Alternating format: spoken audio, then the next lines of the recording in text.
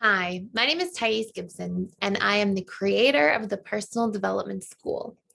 This is your daily breakthrough video. And in this video, we're going to talk about 7 key habits to navigate long distance relationships in the power struggle phase.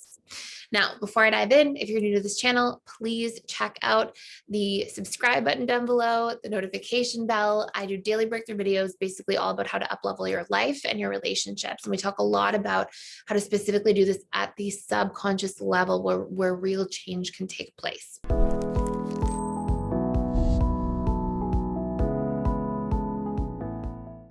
So we're going to cover 7 key habits, and this is really important. So I want to start by just letting you know that if you're not already familiar, there are 6 basic stages of relationships. We start off in the dating phase, which is like the vetting phase, getting to know somebody, seeing if they're a fit for us, seeing if we're a good fit for them.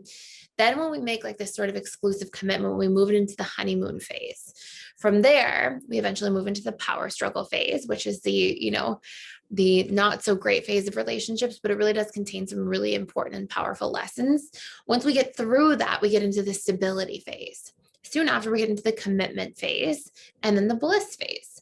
And ideally, what we're trying to do to make relationships last is actually move the needle all the way to the end. And if we don't have the appropriate tools, if we've got a lot of wounded patterns, if we have poor communication, we're not able to be vulnerable, we're not accepting of other people, we can run into a lot of challenges. And most of these really start to rear their head in the power struggle phase. So I talk a lot about that. We have a lot of really intense roadmap. We have a blueprint for all the different attachment styles and how you're going to show up in the different stages and what to do and how to reprogram and what the rites of passage are. We have those all in our advanced attachment style courses inside of the actual school. There's a link right now out to the 7-day free trial if you want to check that out in a lot of detail. It's helpful for your roadmap and knowing your blueprint for how you're going to show up in the different stages of relationships, but also for your partners and learning to close the gap and sort of mind the differences there and have strategies to support you in working through them. But we don't talk very much on this channel. We talk a little bit about it in the school as well in those courses, but how to navigate actual long distance relationships when this stuff is showing up. What if we're in the power struggle and we're in a long distance relationship? And obviously the climate and, of the world over the last while has created a lot of separation between people, a lot of distance, a lot of inability to see people face to face. So we're going to cover some key tips for how to actually work through some of this stuff. One of the first things you want to know is you have to be really clear about your expectations. When we aren't clear about what we expect from a long distance relationship, we fill the gap of what we expect in with our mind. So if we expect, let's pretend that I'm in a long distance relationship with Bob. And let's say I expect Bob to call me twice a day, every day, and I never communicate that. And let's say I expect Bob to come visit at least once a month, and I never communicate that.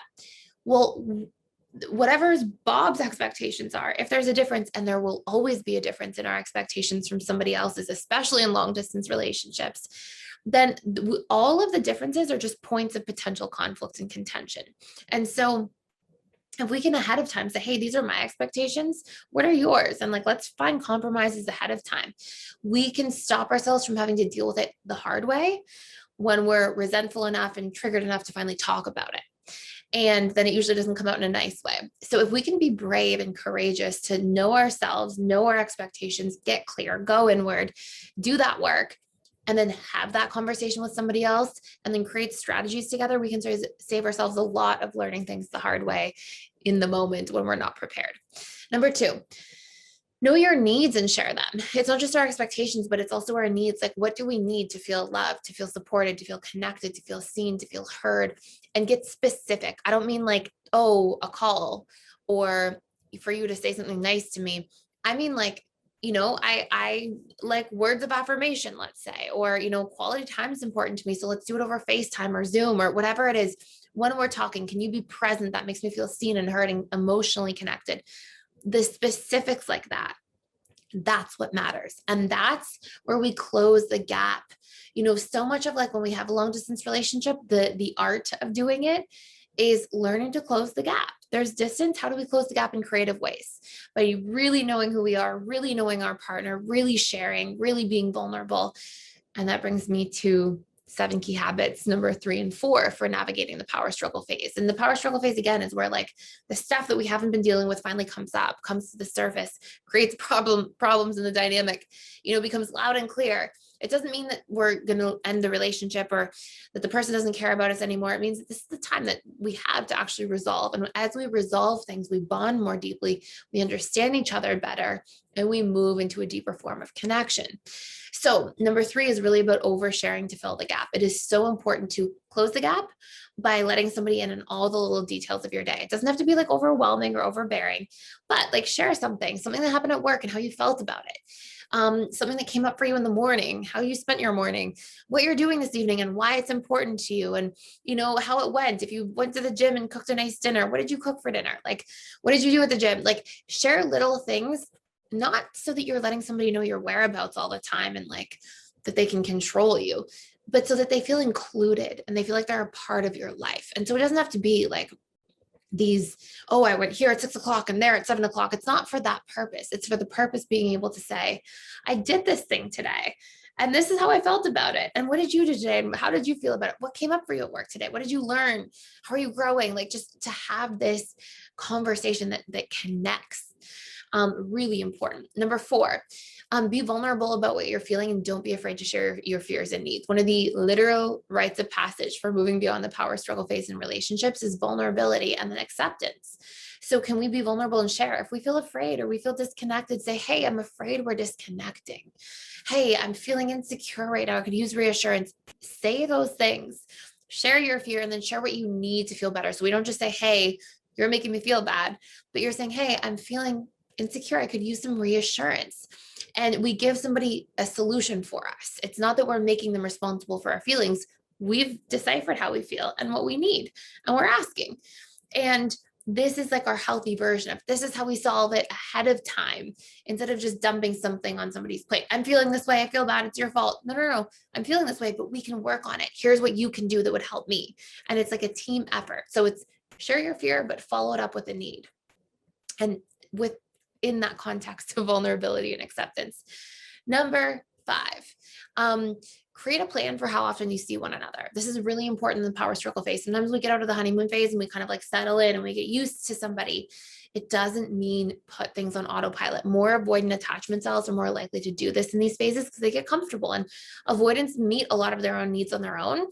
And, that kind of comes out more in the power struggle phase of a relationship. It doesn't mean somebody's losing interest. It just means that we get adapted. Sometimes we derive more security and comfort from that phase of a relationship and feeling more adapted, but we have to make sure that we don't become complacent as a byproduct of that. So we have to keep putting in the effort, making a plan. Number 6, know each other's love languages and come up with creative strategies to meet each other's love languages. Okay, this is really important. I've talked about this in other long distance relationship videos, but this is really important for the power struggle phase. And if you've already discovered in earlier phases, keep it alive. Go out of your way to do something special every so often in the power struggle phase. It really lets somebody know, hey, yes, we're in long distance. Yes, this is a harder phase of the relationship, but I still care. And do something special in somebody's love language. A special act of service. Go out of your way to do something that's an act of service. Go out of your way to be really physically affectionate or really caring, or, dote on somebody when you're there with them in person. Go out of your way to, when you have quality time together, like really do something special, plan a special date, plan a trip, whatever it might be. Go through the love languages, whether it be that, any of those 3, or whether it be gifts. So we have physical touch, quality time, acts of service, gifts, and words of affirmation. Write a letter, write a note, or do something sweet, something that's different. And the more we can do things that are different that show that we care in the power struggle phase, it's very reaffirming for both parties. And last but not least, discuss when the distance can end. So make an exit strategy. When will we move into the same area, like the same city, or, within a few hours of each other, maybe 5 years from now?